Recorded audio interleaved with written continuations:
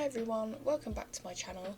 In today's video we are going to be taking a look at the article/report that has been made about SSO and what basically they've been told that they're doing wrong, what they have to change. It's pretty crazy. So yeah, let's get into it.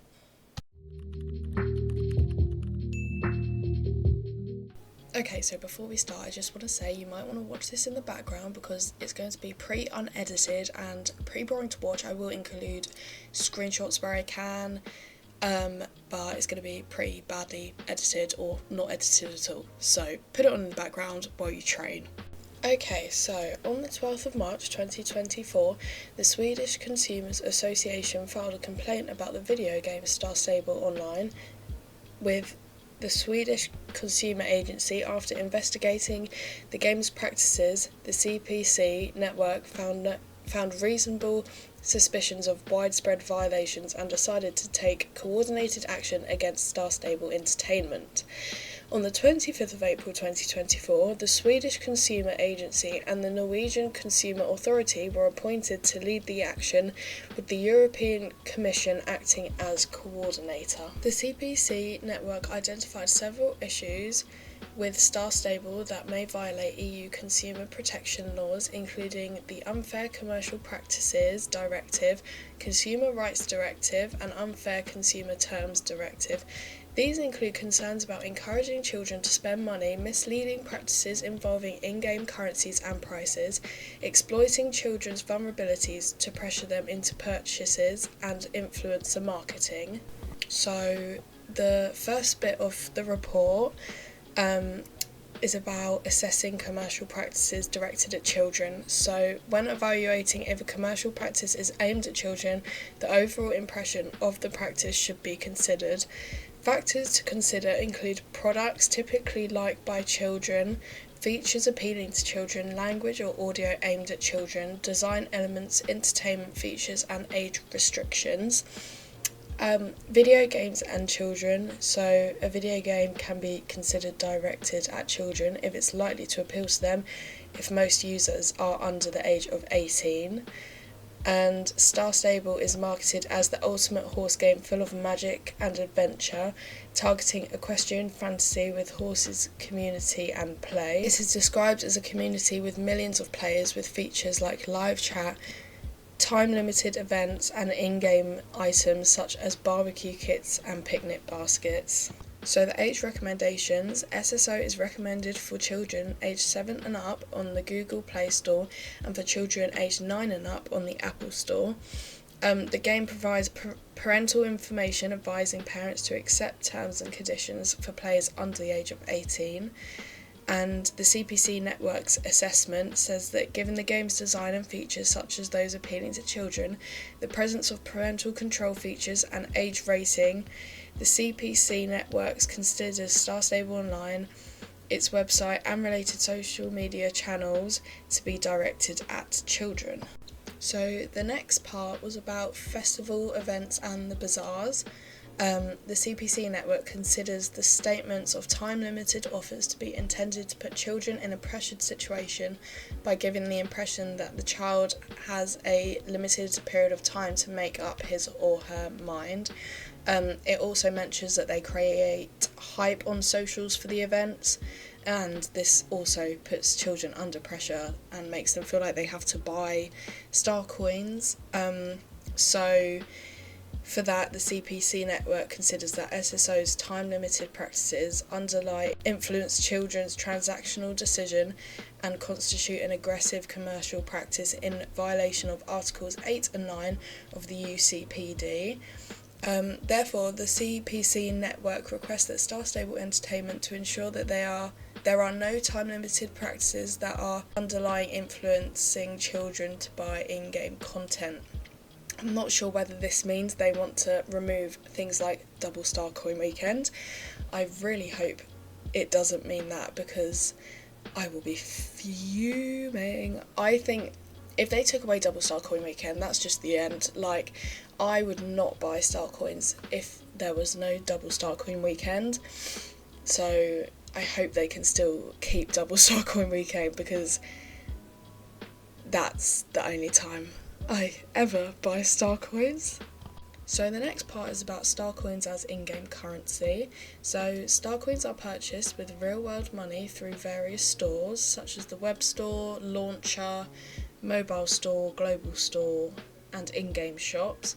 Star Stable Entertainment describes star coins as in-game items and not a digital representation of value, but the CPC network disagrees with this statement. Their view on it is in-game currencies used primarily for payments, such as star coins, are considered a digital representation of value because they are exchanged for in-game digital content or services, such as horses, clothes, tack, etc. These currencies purchased with real money and used in the game are subject to European consumer protection laws. So the legal implications of that is, since Star Stable are considered a digital representation of value, Star Stable Entertainment must comply with EU consumer protection laws when offering them to customers. So this means price information and transparency. So clear, transparent and fair price information is required for consumers to make informed purchasing decisions. Traders must avoid unfair or aggressive practices, ensure that game designs do not lead consumers to unintentionally spend more real-world money. So therefore, the CPC network requests Star Stable Entertainment to review its practices of bundling star coins and bundling star coins together with other items on all accessible channels to consumers, including SSO and the webpage starstable.com, to ensure that consumers are not unduly influenced to take transactional decisions they otherwise would not have made. In addition, the CPC network requests Star Stable Entertainment to ensure that consumers are always informed about the price in real-world money of the star coins and in-game items at the time of purchase. The CPC network also stresses the importance of Star Stable Entertainment adapting its information and commercial practices relating to the purchase of in-game virtual currency to children. So, I think this means that they have to sort of say how much real money it would cost. So like if you're buying a horse, it would say 950 star coins / £20 or $20 or wherever you're from. So I think that's what it means. But to be honest, if I went to buy a horse and it said 900 star coins / £20, I'd probably have a heart attack. No way am I paying £20 for one horse. That is insane. But if they've got to do it, they've got to do it, I guess. So the next thing is about bundles. You can see these on the launcher when you open them up. You can see them on the website, and it's basically when Star Stable will offer a bundle of star coins and a clothing set, or star coins and a tack set, or something like that. The CPC network requests Star Stable Entertainment to, when in-game items are offered in exchange for real-world money or in-game currencies that the user can obtain by purchasing it with real-world money, such as star coins, display information about X, the price in real-world money, X, the main characteristics of in-game items, and X, the existence and conditions of the consumer right of withdrawal. The CPC network stresses the necessity to adapt such information in a way that children would understand. And I think this is really important because I'm reading this 21-page long article and I'm thinking, what the hell does all of this mean? So I feel like they do have to put it in it because the game is aimed at children. They're going to have to do this in a way that children will understand. So they've basically dug themselves a bit of a hole, is what I'm trying to say. And the last section is about influencers. Now, this one is a bit of a tricky one because I feel like you can't really control what big YouTubers put out there. But obviously if it is an ad or Star Stable has sponsored this person, blah blah blah, they do need to state that. So this is what they had to say on it.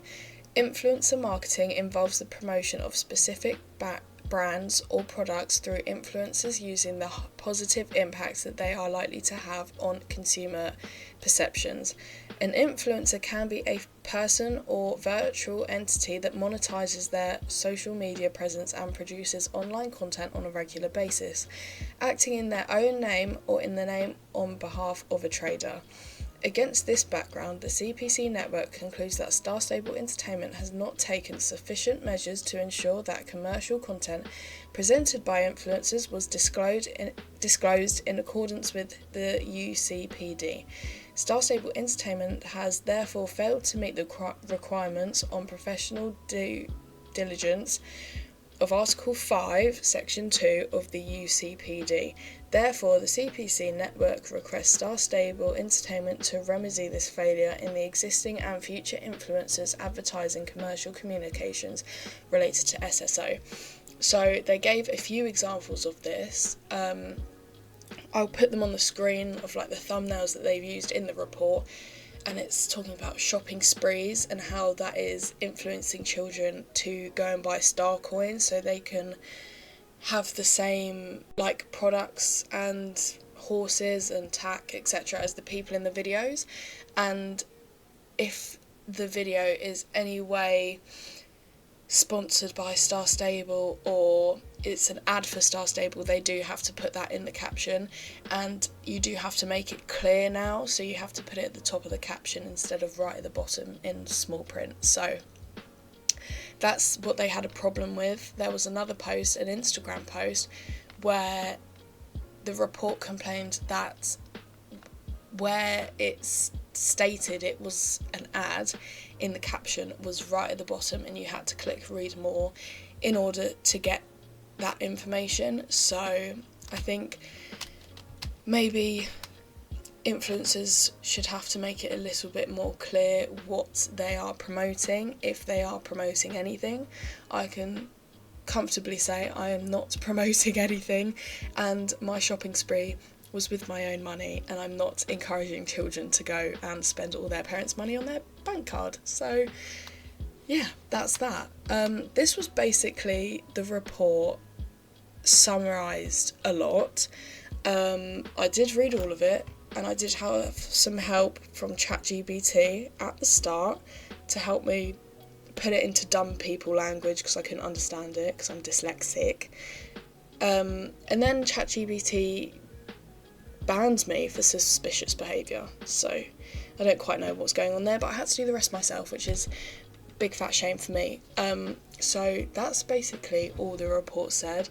It's going to be really interesting to watch what Star Stable do and how they plan to take these things into account, and I think we're going to see like a lot of changes on the game, etc. Which will be interesting. I really hope they don't take away double star coin weekend, because I will die. I'll be fuming. I'll have to stock up now, you know what I mean, even though I'm broke. So that's going to be fun. But yeah, it's going to be really interesting to see what they have to say about it and what they do about it. But yeah, thank you everyone for watching. I hope this was informative. I know it's not my usual funny random videos, but I will be back to it soon. I just thought I had to put my 2 pence in on this because I actually found it quite interesting. So yeah, so thank you for watching, and I will see you in the next one. Bye.